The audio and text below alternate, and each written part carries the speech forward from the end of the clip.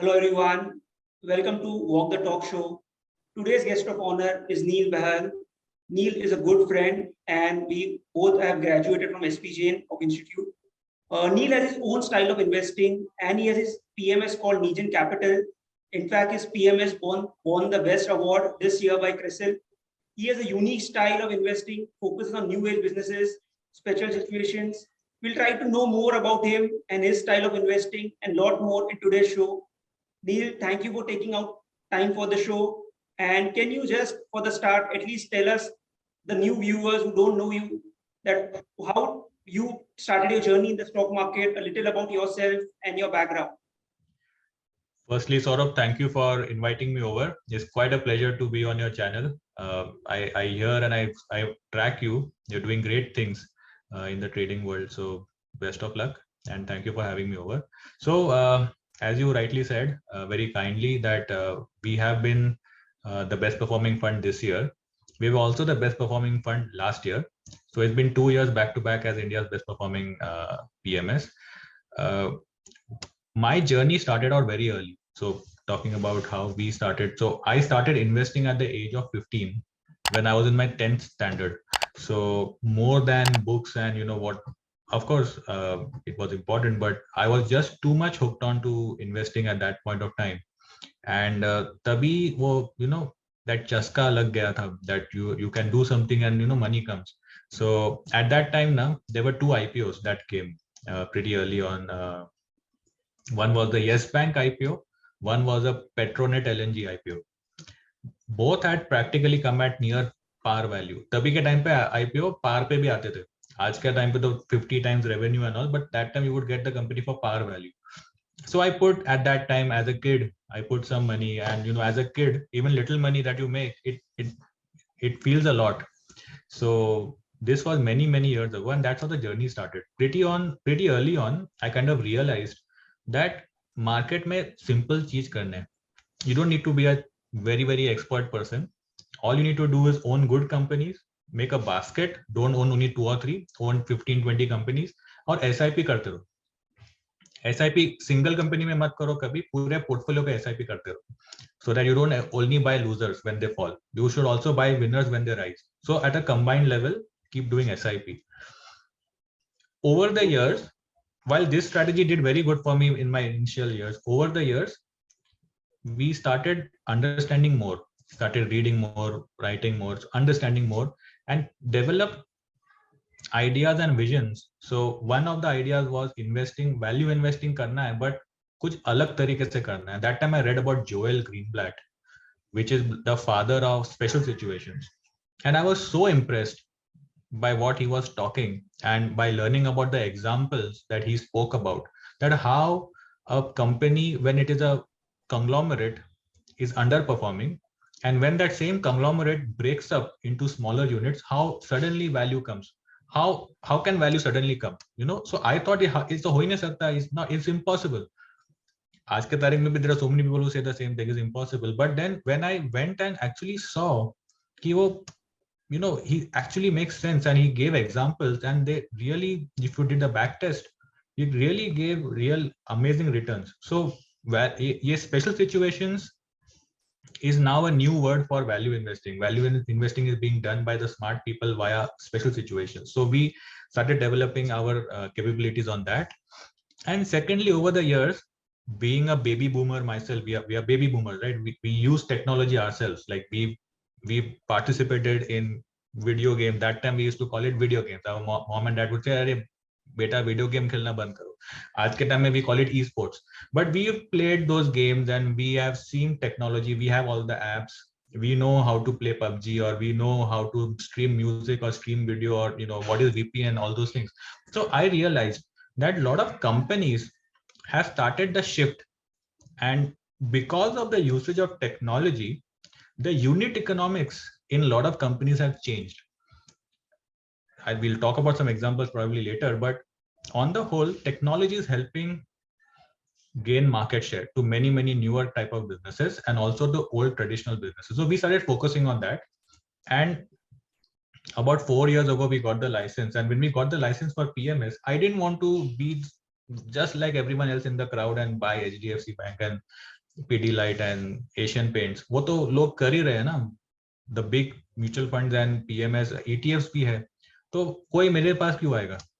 So I thought we'll start a unique, what I've been doing all my life, special situations and technology. So we launched this fund under this name of Negen Special Situations and Technology Fund. And what I realized, I didn't know at the time, that someone recently, some months ago, told me that we are the only fund, not only in India, but in the whole world, to be having this strategy. So it turns out it's an original thought and no one else is doing it. And that's the reason when the original thought works out in terms of performance, you end up coming first. So it's always, I tell people, be original in your thinking. And अगर आप कुछ अलग करोगे तो ही first आ सकोगे, वरना नहीं आ पाओगे कभी. So this is my journey. We started with the PMS. We also launched a small case. Now the idea is to launch a lot more new products in the next year. Great. So firstly, congratulations on being awarded the top PMS back-to-back 2 years. And you mentioned about that your main style of investing, from what I understand, is focusing on tech and focusing on special situations. So do you think due to this core style, you have been able to outperform other fund managers? Like, is this your secret sauce? See, everybody is smart. All fund managers are smart. Maybe some people are more comfortable with their own technique. So I personally think that this is the future. This is how the investing world has come to this particular area now, where you cannot be involved in backward thinking in terms of old economy companies or stuff like that. Now we have to think of technology-led businesses. It could even be a traditional business. For, let's say, for example, a QSR space, which is a quick service restaurants like KFC or something. 2 or 3 years ago, they had zero revenue or maybe 5-10% revenue from deliveries. It was a proper standalone restaurant business. But now, thanks to the last couple of years, like COVID and all those things, and more usage of technology, 50% of their revenue is from deliveries. These QSR businesses are now practically quasi tech companies, but market underappreciates. Market doesn't think they are tech companies, but I'm certain they are tech companies. So when you have these kind of insights and when you invest in these kind of thought processes, obviously, if it works, it's going to help you. So I think, yes, special situations and technology, the thought process and the vision that we had helped us to come first back-to-back years. Okay, so you mentioned about tech and you're extremely bullish on tech stocks. And recently we saw a lot of startups getting listed. So Nykaa, Paytm, Zomato. So one question, like a lot of investors are skeptical, is that these stocks are trading at high PE, are extremely overvalued, no matter how much the valuation, like the growth can be in the future, but they are still overvalued. So how do you counter someone who has those thoughts, that who's thinking in terms of old economy, that they are not generating any cash flows, they are cash flow negative, so they cannot command such a high valuation? So what are your thoughts on this? The beauty of the stock market is that everybody is right or wrong only in hindsight. आज हम जो भी बोलेंगे, we don't know who's right. So far, in the last 20 years, the people who backed these kind of tech companies with a clear vision कि आज expensive है, doesn't matter. What if they grow at 30%, 40% for the next 10 years? If somebody can figure this out, whatever is expensive today will become cheap in 2 years, 3 years, and then a J curve. Imagine, visualize the J alphabet. That happens. If, for example, Nykaa, which is a highly profitable business today, they are just not focused on the reporting the profitability. If they want to slow down the business to a 15% kind of growth, वो उसका profit दिख जाएगा. Bada, and it will be a very highly profitable business. They are cash flow positive. They are just not interested to show the profit because they want to grow. They can see the addressable market opportunity so big that they have to do so many things that whatever they are earning, they are kind of investing in newer opportunities. So Nykaa is one thing. So for example, we as a fund, we have not invested in, for example, Paytm, because today Paytm at a core level is not profitable. Okay. And we don't even know whether they are best in class in what they are doing or not in terms of lending that they're trying to do now. If they do become profitable, if they show us a track record that, okay, yes, that they are able to show us a clear path to profitability, then I don't mind buying at a higher price. But today we will not touch Paytm. So people misunderstand technology, that, technology, all these expensive businesses trading at, anap shanap valuation, but that's not the case. Technology means any business where the unit economics is changing with the help of technology. Like I spoke about QSR space. Like I'll give you a little bit more insight about how technologies help transform these businesses. So earlier, this Sapphire Foods and Devyani International, they are the master franchise for KFC, Kentucky Fried Chicken. Um, so until 2019, there were no revenue from delivery. So the store size used to be 3,000 square feet, where it was a proper restaurant. Aap aao, khao aur jao. But because of COVID, people started dining in, and now the customer preferences have changed. People think, अच्छा IPL match है, कुछ है, movie देखना है, मंगा लेते, चलो Zomato में जाओ, मंगा लो. So because of this, now 50% of revenue coming from delivery, they don't need the big stores anymore, big restaurants anymore. So the 3,000 square feet restaurant, which used to be 2 or 3 years ago, is now 1,200, 1,300 square feet restaurant. What that does is reduces the rent. Rent is the biggest expense. Reduces the rent dramatically by nearly 50-60%. Reduces the overhead expenses like maintenance and all those things by so much. Then the amount of staff that you need to manage. So unit economics has improved dramatically. There was never a doubt that India may, as a middle class, will come up, and that, there's lots of scope for McDonald's and KFC to keep selling more. But unit economics was always a doubt. That's why we never owned it earlier on. But now, because of this technology increasing delivery revenue, practically cloud kitchens, and because of that, the costs have come down and the profits have shot up by 35-40% in terms of EBITDA. With the same kind of revenue, now they earn 35 to 40% more. So this is a tech company. So, and these are valued extremely reasonably. They are giving 25% growth, which they should continue to grow 25% for the next, let's say, 5, 10, 15 years. And they are available at 20 times EBITDA. This is not expensive whatsoever. This is quite cheap. And there are many multiple businesses. For example, Tips and Saregama. Until we were the first PMS probably to buy these two names back in some time ago. When I used to tell people that, this is a consumer internet business, people used to say, oh, what are you talking? They used to think that they are still going door to door selling those audio cassettes. They didn't realize that they have uploaded their entire library on YouTube or Spotify, Ghana, Geo, whatever. And people can just simply go on for free on YouTube, listen to a song, and whatever song they listen to, YouTube pays 55% of the ad revenue to Saregama. So it became an internet story. So as the internet would grow, these companies would grow. Bill Ackman, which is one of the world's biggest, best investors, recently gave a statement when he was trying to buy Universal Music, that he has never seen a business as good as the music streaming and the music licensing business. So, it's so easy to identify in India today, where you can clearly see that electric vehicles or QSR, music streaming, there are so many things, Nykaa, where, e-commerce will drive growth, and many of them, Nykaa aside, are very reasonably and cheaply valued. So you need to make a portfolio of these kind of stocks. Great insights. And so what I understand is you're bullish on the QSR space. You mentioned some interesting facts that about the consumer internet and how Saregama Tips are trying to capture that, and you still hold them in your portfolio.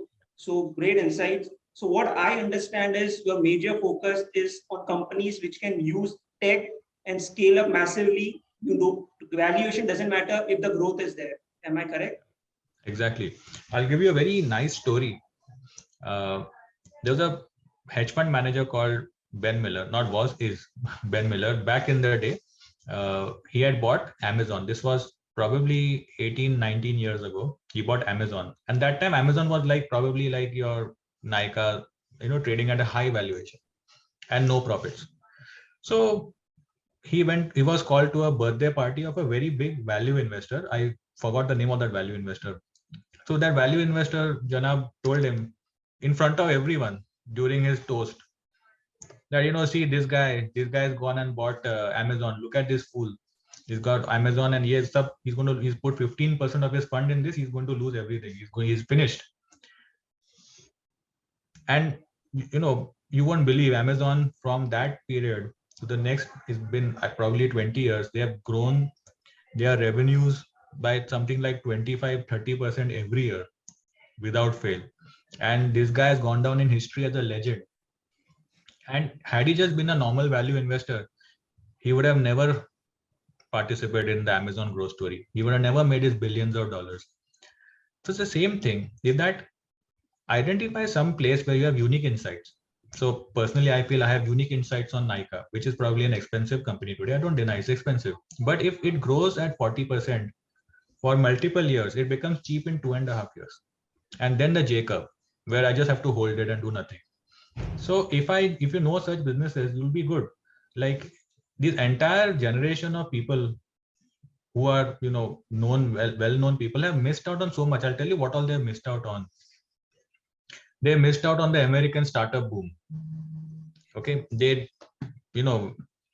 profits ke chakkar mein, they missed out on the American startup boom, like Airbnb, Netflix, and all those kind of things. As a startup, they missed out. Then when they got listed, Google and all those things, they missed out on the listed tech boom also in America. Okay, they missed Airbnb, all these things they missed. Facebook, Shopify, Spotify. There's a long list of super winners which have gone up by 10-20,000% in the last 20 years. So then they missed out on the crypto boom. Then they missed out on the NFT boom. Then they missed out on the Indian startup ecosystem. Indian startups like Flipkart, Myntra, and all those things have come up. No one invested. No one even bothered to invest. Tata's, let me not take any names, but steel companies, power companies like a Bethello. What is the point? Then now when these companies come for IPO here, they are saying don't invest in them right now also. So then when are you going to invest and how are you going to create wealth? So investors need to also change. If you're very, very uncomfortable owning a Nykaa, don't own Nykaa. Own Sapphire and, own the MedPlus, who's doing a pharmacy business with the power of technology. So own the traditional guys who are using tech to change unit economics, but own some kind of tech business is my opinion. Great insights and great story on how Amazon, the investor invested in Amazon and made great money. So you mentioned that you focus on companies who are using tech for this. So any company which you think you said that you don't like to own Pidilite and stocks which are, people say that buy and hold, right? So do you still believe in buy and holding these companies? Or like if you want to look someone who's not comfortable investing in Nykaa, but is investing in a company who has a trust and is scaling up using tech. So do you have any names or any themes from these spaces? So I firmly believe in one thing. Own businesses where the growth is ahead of them. The best years of growth, I meant to say. Instead of owning businesses where the best years are behind them. For example, I have nothing against, I think Asian Paints and Pidilite are outstanding businesses. I have not seen better businesses. But I think the best years of their growth are behind them. So you don't expect Asian Paints to grow 30%. You expect Asian Paints to grow 12, 13, 14% over a longer period of time. So investor owning a Asian Paints at, what is the valuation? I don't even know, because I don't track, maybe 70, 80 times earnings and growth of, let's say 12%. You're not going to create that kind of wealth that you will want to make. But what if you figure out a bunch of businesses which are also similarly stable? Let's say, for example, this Star Health IPO which recently came. It is expensive right now. We also don't own it. But what if it falls a little bit more? Let's say it falls 10-15% more. But this is a health insurance company growing at 34-35%. So the own businesses where the growth is ahead of it instead of owning businesses where the growth is behind. So while these businesses are outstanding, like HDFC and all those things, it's not for us. And if anybody wants to do it, then why to even take a PMS and pay fees, expensive fees of the PMS? Own a ETF. ETFs are a great way of doing it. Yes, that's a great thought. In fact, Neil believes in investing in companies in the early stage or companies who he believes that Asian Paints, HDFC Bank, no doubt are stable companies, can compound. but he wants to invest in companies which can compound wealth at a faster pace. So that's a great insight from Neil. But I want to understand more about the mistakes you have done in your journey and how has these mistakes changed your investment style. I agree that from start, your focus has been more on tech, but how did the shift happen? Did you make any mistakes that you realized, oh no, this is not the way I should invest, and then you formed Negen Capital and focus more on tech in special situations?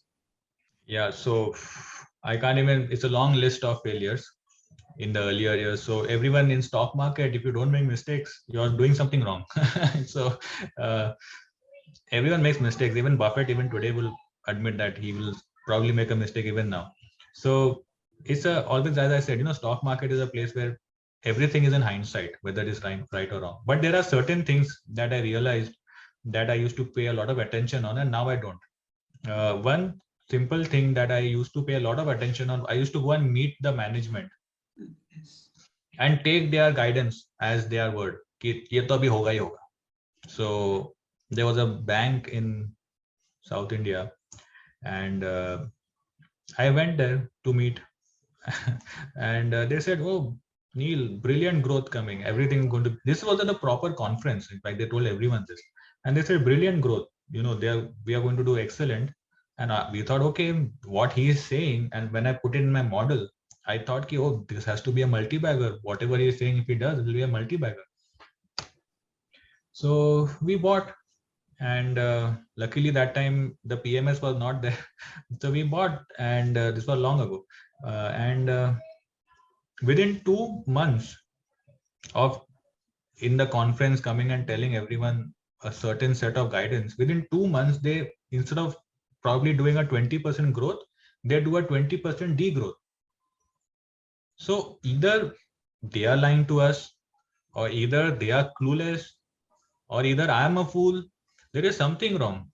So that day onwards, I decided that, okay, meet the management to understand some body language, but do not listen to them on their guidance, because every single management in the whole world, even if a train is coming to hit him on the head, he's going to say, no, things are very good and fine, and we are going to be absolutely okay. So as an investor, if you think that you bought something for a reason, especially based on management guidance, and if the guidance is, let's say he told you 20% and delivered 15-16%, you can forgive him. That's okay, that can happen. But if he's telling you 20% growth and going to grow minus 20% within 2 or 3 months, just get out of it, think again, buy something else. Because what happens is that same management came on TV and even in the call said, no, this is just a blip. This 1 quarter is a blip. Don't worry. The initial guidance we gave is intact. So at that time, I was like, okay, आप बोल रहे हो तो होगा ही. So I told my dealer, अरे यार कुछ नहीं, let's buy some more. So we bought, and then again a disaster next quarter. So we realized that there is something wrong, and most likely they are only lying to us. So we just sold out of it and came to the conclusion that while understanding the management in terms of, we should do scuttlebutt from the employees and all of the management here, how hardworking are they? Do they have any bad habits? Do they have any court cases and all those things? That kind of research you should do. And you should just see the management for the kind of energy they are giving out instead of listening to their words. Instead of listening to their words, you focus on the numbers that they're actually presenting in their quarterly earnings. If the numbers are good, hold it. But management only should be for checking out whether they're honest or not. So this is my one big learning. Second big learning, never to average one particular stock when it goes down.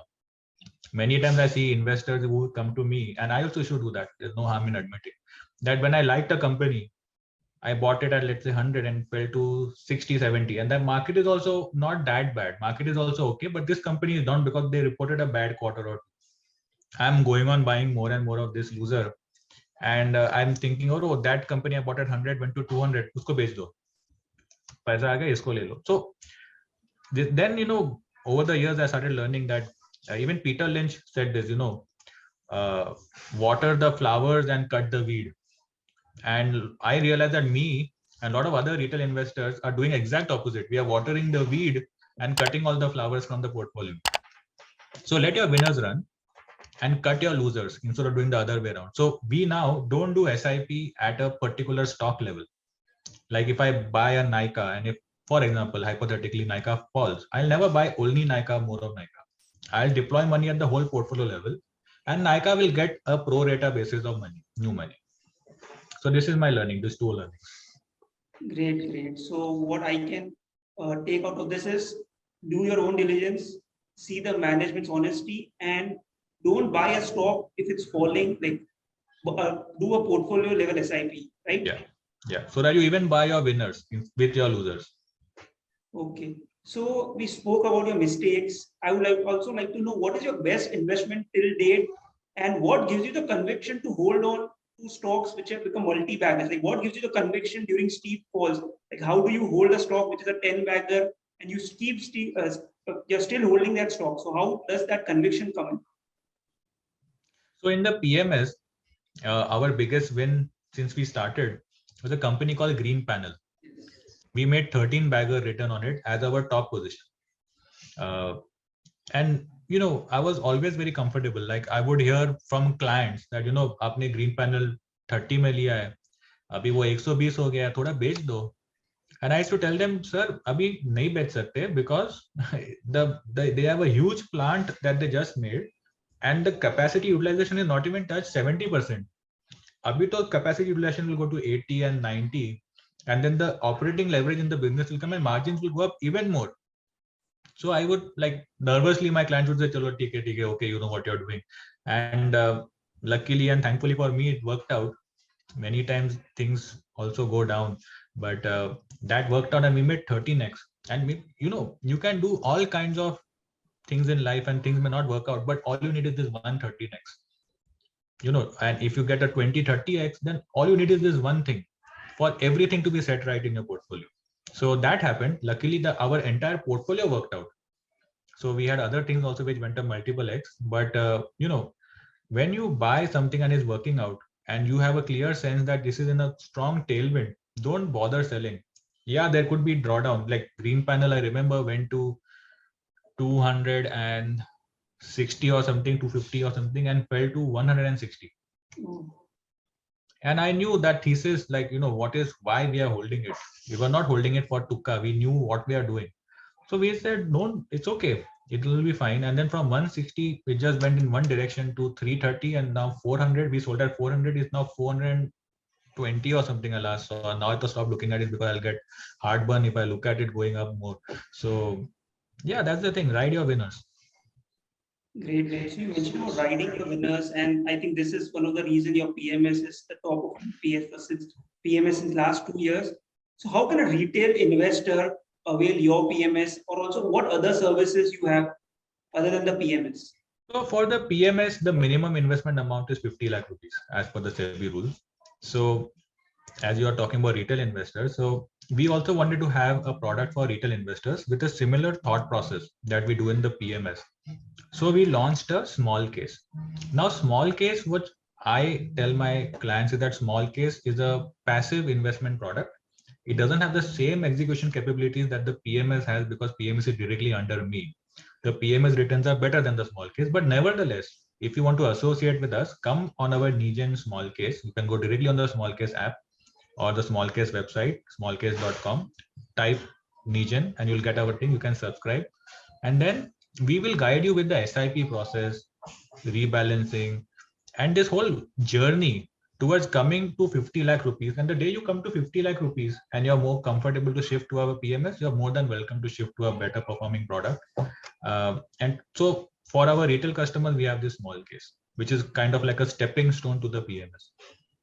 Okay, great. So the portfolio for small case and PMS is almost similar, or like are there some differences? There are differences because both the products are different. As I said, there are executional challenges in the small case, which I don't have in the PMS. So the small case is, while it is the same strategy, that special situation and technology, we are more of a passive approach. We want to identify companies which we don't have to do rebalance, because when you do lots of rebalance in a small case, there are leakages because small case happens next day at market order. So we want to hold companies which will hold for 3, 4, 5 years. Like we own Bajaj Finance, Nika. So I don't have any plans to sell them, and they are outstanding businesses for holding for passive investing and do regular SIP. So that's what our thought process is for the small case. You mentioned about Bajaj Finance. I remember reading one of your newsletters when you spoke about how Bajaj Finance is pivoting into a fintech company. So can you tell more about it, and also tell us about your newsletter, because I have been reading it and like the insights are amazing. Can you tell us more about your newsletter and also more about Bajaj Finance? Like, why do you believe it's a new fintech play? Yeah. So about the newsletter, when we were starting out back in 2005 and 6 and 7, there were nothing, right? We were had to make our own strategies and learn and fail and everything. I wish at that time I would have some mentorship to figure out something. So I thought I have certain set of ideas and visions, so let me write about it. And I also realized that this is a cluttered world. There's a lot of clutter, like everyone's inbox is full of rubbish kinds of things that keep coming. So we thought we have to write in a specific manner which will appeal to people. So we write in a short format, difficult things explained in easy words, and not in a boring essay like 15-20 pager where I'll only fall asleep writing and you'll fall asleep reading. So 2-minute 3-minute reads where you just quickly wake up in the morning and read. So we write every Monday and Friday, but the idea is to tell readers about everything unique and special that is happening in the world. We talk about special situations, we talk about the tech space, we talk about startups, we talk about American stocks, we talk about everything. So if anybody wants to learn or just keep in touch with my thought process as to what is going on in the world, just go on to our newsletter. I'll give you the link, and you'll know everything there is to know about special situation and technology with our newsletter. And best of all, it's free. There is no ulterior motive. It's free. Great. And coming back to Bajaj Finance, see, Bajaj Finance is a special company. Like you see a lot of banks and you see a lot of other NBFCs, and then if you actually go and see how Bajaj Finance operates, it's a difference. It's a big difference. You come to know that these are different kind of players. The amount of data they collect about investors, about their borrowers, and the way they do lending is very, very different. The amount of reliance on data science, they have a whole team who just figuring out how to give loans in a better way. And more than what they are talking about getting into a super app and all those things, which could or could not happen, but the lending, so many years of this kind of 40% growth without the kind of NPA profile, what more can you ask for? So in lending, always back the guys who are doing it for a few years without the NPS. HDFC Bank, for example, Kotak, for example. Now these guys, for example, they are seasoned guys. So, and especially when these guys who don't have the baggage of being a bank and they are in NBFC, they're light in their operating model. And when they're talking about fintech, and now that they have a huge platform, and now on this platform, how difficult is it for him to sell a wealth product, for example? Like he can tie up with a mutual fund and to the existing customer say, okay, fine, this is the deal. If you do XYZ, I'll give you this free, that free, whatever. So he can cross sell so many things. He can earn ad revenue from the app. So once you have a platform, smart people can cross sell many things on the platform and earn fee income, which is the best kind of income in the whole world. Fee income. There's no risk attached to fee income. So Bajaj Finance is now aiming to generate fee income. So I'm very bullish on this.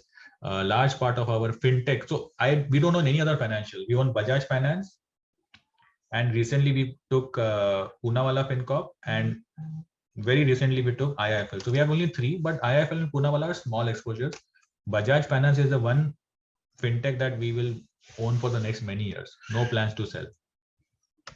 That's great insights on Bajaj Finance, and Neil is very bullish on it. Other than investing in the stock market, I also know that you're active in the private equity space.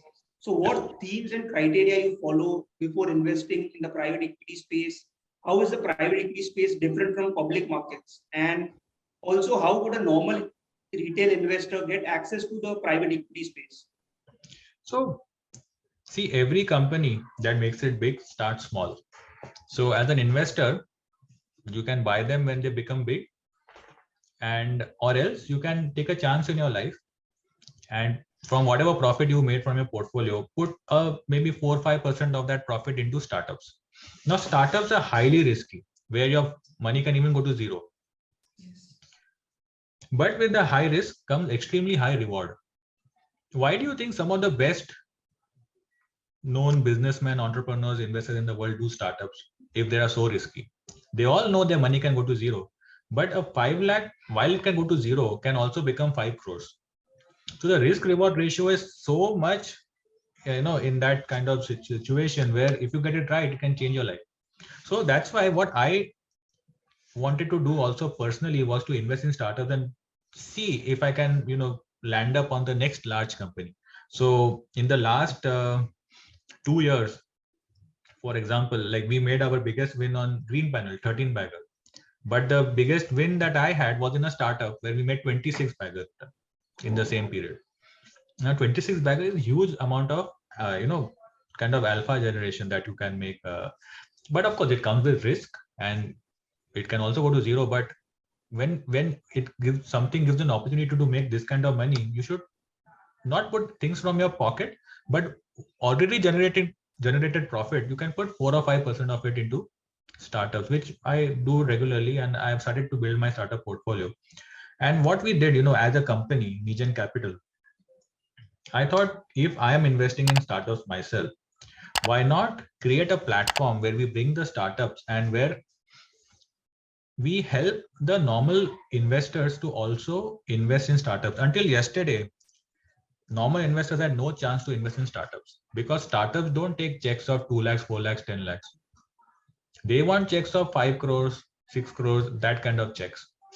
So we have already done a few deals, and now we are about to launch this service for everyone with the help of a AIF fund, where we will help the clients to put, they can, if they like a particular startup, they can put 2 lakh, 3 lakh in a startup, and where many people pull in inside the SEBI registered AIF, and we take maybe 5 lakhs, 10 lakhs from people, and we give a large check to the startup. But this way, we bring startups to everyone. We'll be the first people to bring startups to everyone. So far we've been doing only as a service only to our existing clients, but in the next couple of months, we will launch for everyone. So we'll announce when we launch. So that's great news for you all guys that Neil is bringing the private equity space to everyone who has even as less as 2 lakhs can invest into it and get ride the startup wave. So you mentioned that you got 26x in one of the startup you invested in. So I just want to understand, like, how did you approach the startup founder and what criteria did you follow before investing into that company, and like how much time did it take for the company to be, or like for you to generate 26x from your initial investment? It's been nearly 1.5 years in this year, so it's taken off immediately. I got in at a seed stage. So the earlier you get in, the more risk you take, but then again, the return profile also becomes, and also this 26 bagger is on paper. It's not that I've got money in my mind. It could even go to zero now. There's no, it's a illiquid kind of investment, but if it works out and comes to IPO, probably comes to IPO at 100x, 200x, who knows? So I was very interested in startups because it's not, I'm putting money from my own pocket, right? While it's money from my own pocket, but it's profits. Profits, yes.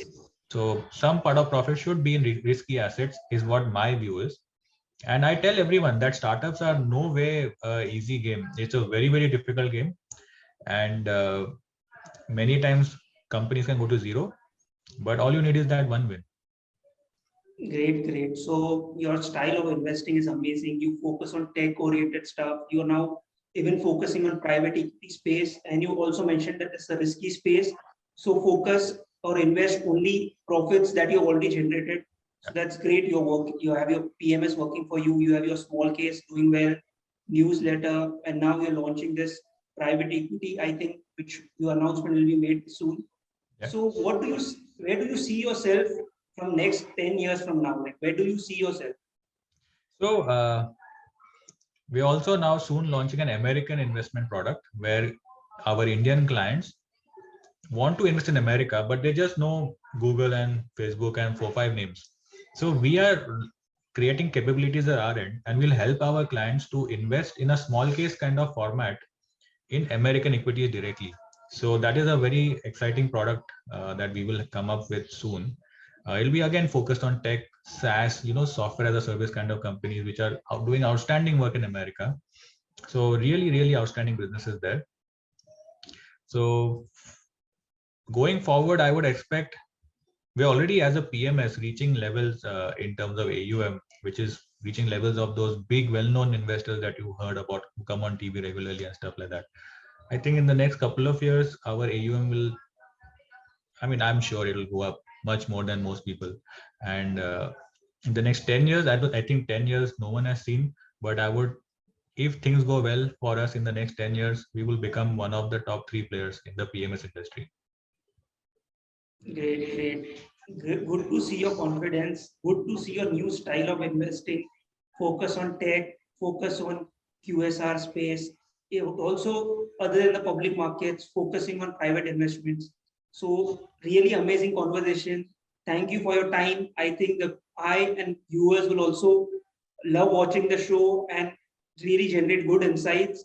And also, I'll be adding the links to this newsletter, PMS Small Case, so that if anyone's interested, can check them out. Thank you, Neil. Thank you for taking out time, and it was great conversing with you. No, thank you for inviting me. You are one of the rising stars yourself. You're a very modest guy, but thank you for having me over and letting me tell my story. I think one day I'll have to do an opposite interview and take your story also. Maybe next time we should do that.